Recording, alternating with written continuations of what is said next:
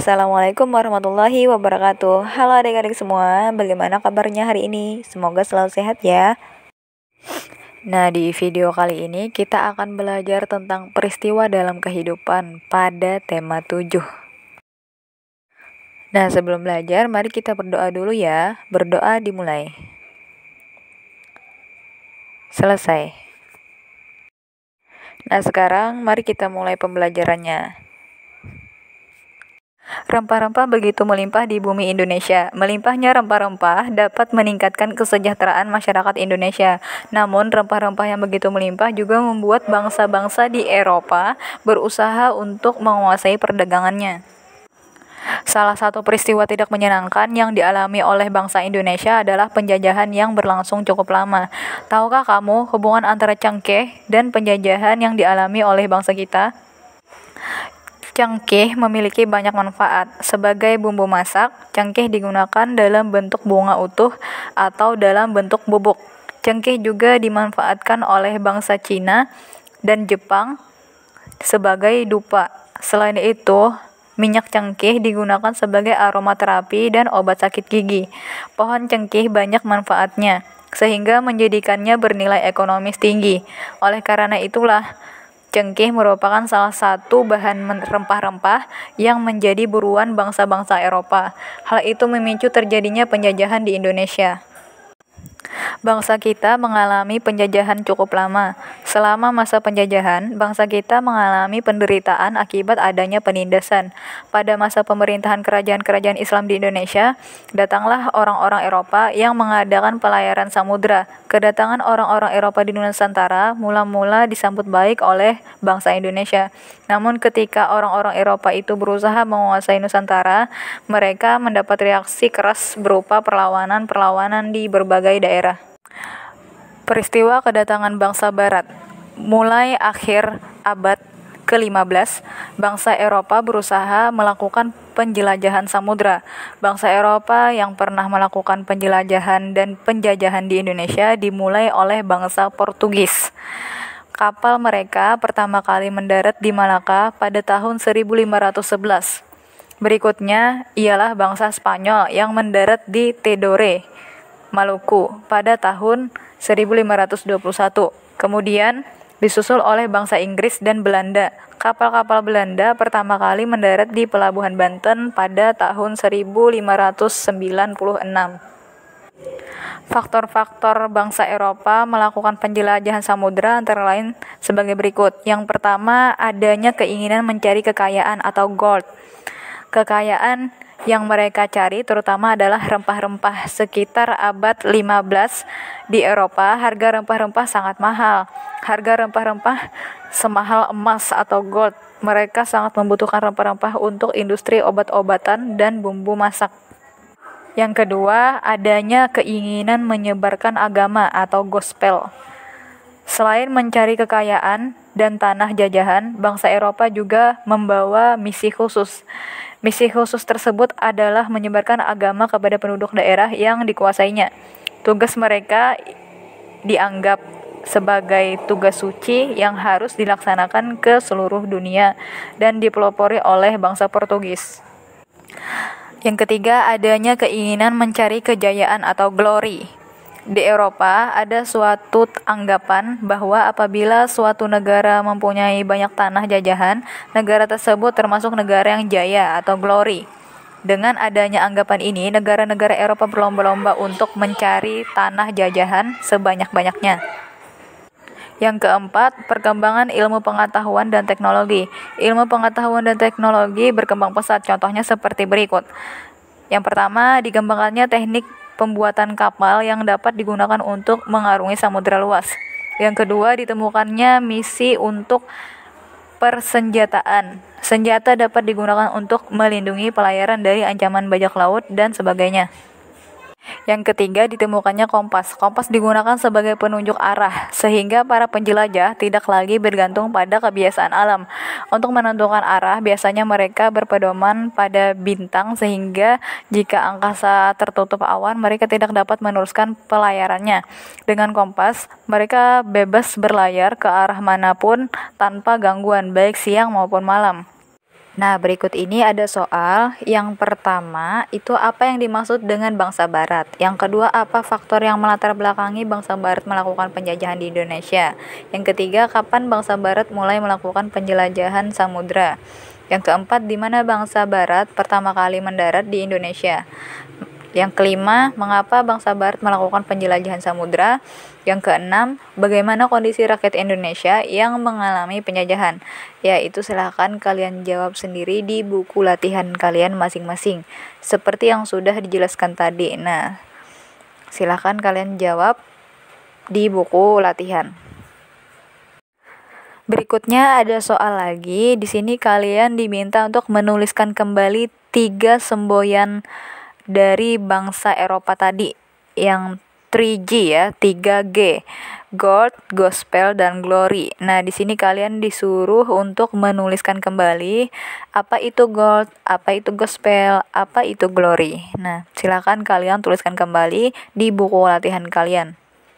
Nah, untuk soal-soal tadi silahkan kalian jawab dengan sungguh-sungguh supaya nanti nilainya bagus juga.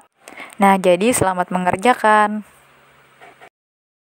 Nah, seandainya aku menjadi rakyat Indonesia pada masa itu, aku akan apa? Menerima atau menolak? Yang pastinya kita akan menolak ya kedatangan bangsa-bangsa Eropa di Indonesia. Nah, penjajah itu membantu atau menyengsarakan? Yaitu menyengsarakan kehidupan masyarakat Indonesia. Terus, sikap para penjajah awalnya itu baik apa jahat? Ya, awalnya mereka bersikap baik ya. Namun pada akhirnya kelihatan juga sifat aslinya. Sifat aslinya apa? Ramah, suka menolong, atau menindas dan kejam? Ya, namun pada akhirnya kelihatan juga sifat aslinya, yaitu menindas dan kejam. Cengkeh merupakan salah satu jenis rempah-rempah yang banyak manfaatnya. Harganya pun cukup tinggi, sehingga sampai kini masih banyak masyarakat yang membudidayakannya. Untuk dapat mengambil manfaat cengkeh secara maksimal, setelah dipetik, cengkeh kemudian dikeringkan dengan cara dijemur. Selama proses penjemuran, terjadi perubahan warna pada cengkeh, dari yang semula kuning dan merah menjadi hitam dan coklat. Pada proses pengeringan cengkeh terjadi perubahan benda yang disebabkan kalor atau panas. Dari proses tersebut kita ketahui pengaruh kalor atau energi panas, dalam hal ini sinar matahari, pada benda. Pernahkah kamu mengamati benda-benda yang ada di sekitarmu? Benda-benda yang ada di sekitarmu memiliki sifat dan wujud yang berbeda-beda. Masih ingatkah kamu wujud-wujud benda? Tahukah kamu cara membedakannya? Salah satu cara membedakan wujud benda adalah dengan mengetahui sifat setiap benda itu. Sifat-sifat benda. Benda-benda yang ada di sekitar kita digolongkan menjadi 3, yaitu benda padat, cair, dan gas. Ketiganya memiliki sifat yang berbeda. Mengapa kamu perlu mengetahui sifat-sifat benda? Salah satu manfaat mengetahui sifat-sifat benda ialah kita akan tahu cara memperlakukan benda-benda yang ada di sekitar kita. Salah satu wujud benda adalah padat. Kamu pasti memiliki banyak benda di sekitarmu yang berwujud padat. Kamu dapat memegangnya, dapat memindahkannya tanpa mengubah bentuk aslinya. Benda padat yang ada di sekitarmu dapat diubah dengan beberapa perlakuan seperti diberi panas, diberi tekanan tinggi, atau diberi perlakuan fisik seperti menggunting, menekan, melipat, atau menyobek. Wujud berikutnya adalah cair. Benda-benda cair dapat ditemui dengan mudah di sekitarmu. Air merupakan zat penting dalam kehidupan makhluk hidup yang berwujud cair. Benda cair yang ada di rumahmu biasanya berada di dalam sebuah wadah seperti bak mandi, baskom, gelas, atau ketel air. Perhatikanlah bahwa ketika benda cair itu dipindahkan, ia akan berubah mengikuti wadahnya. Jika wadahnya berlubang, benda cair itu akan segera mengalir keluar dari wadahnya. Jika kamu melihat sungai atau air terjun, air yang ada di dalam badan sungai akan mengalir dari tempat yang lebih tinggi ke tempat yang lebih rendah. Benda cair juga dapat merambat melalui serat-serat halus dari bahan seperti bahan kain. Benda cair mengisi rongga kecil atau pori-pori bahan tersebut.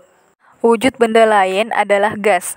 Manusia dapat memasukkan dan mengeluarkan gas dari dalam tubuhnya pada saat bernapas. Manusia menghirup gas oksigen dan mengeluarkan gas karbon dioksida. Dengan cara meniup, kamu dapat membuat sebuah balon mengembang. Dengan meniup, kamu juga dapat menggerakkan selembar kertas di tanganmu. Kamu dapat mencium bau napasmu sendiri. Kamu dapat mencium bau-bau lainnya yang berupa gas. Dengan memahami sifat gas, manusia menciptakan parfum atau minyak wangi untuk menyebarkan bau dari gas yang dikeluarkan dari wadah parfum tersebut. Namun, apakah kamu dapat melihat wujud gas dengan mata telanjang? Dapatkah kamu mengubah bentuknya? Nah, berikut ini adalah contoh dari wujud benda padat, cair, dan gas. Yang pertama, contoh benda padat. Seperti yang sudah kita ketahui, bahwa benda padat itu dapat diubah dengan beberapa perlakuan, seperti diberi panas, diberi tekanan tinggi, dan diberi perlakuan fisik, seperti menggunting, menekan, melipat, atau menyobek. Contohnya seperti mentega.